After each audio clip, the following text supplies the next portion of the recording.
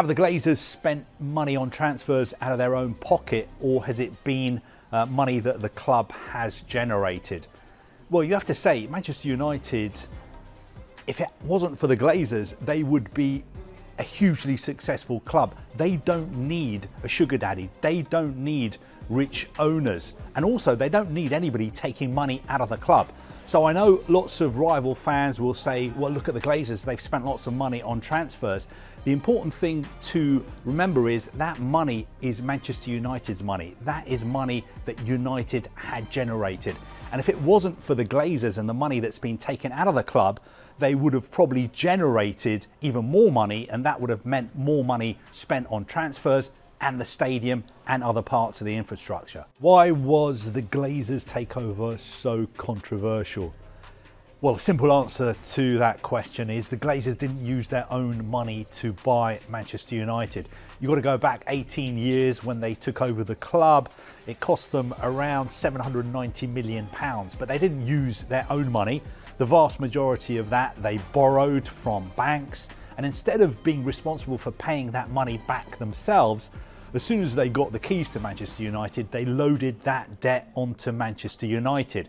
And United have been paying back that debt over the last 18 years. And guess what? 18 years later, the debt is still £500 million. But most experts you would speak to would tell you that being owned by the Glazers has cost Manchester United more than £1 billion, probably somewhere between £1 and £2 billion.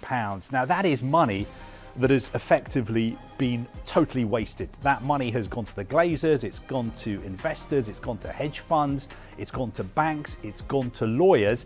That money really belongs to Manchester United and its supporters, and it should have been reinvested in the club. Why is taking dividends so controversial when it happens in lots of other businesses?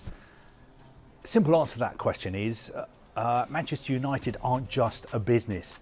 They are one of the biggest football clubs in the world. They have a very proud history.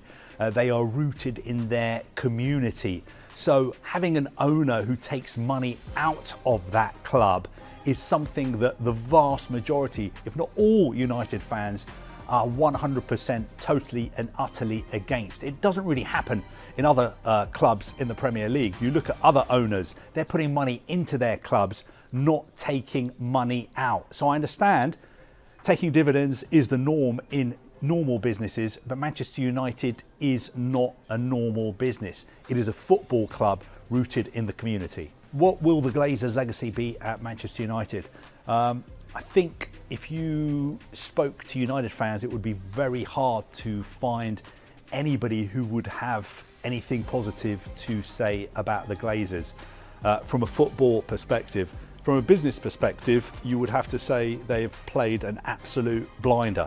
You'd find a lot of people in the business community who would say what an incredible deal they have done.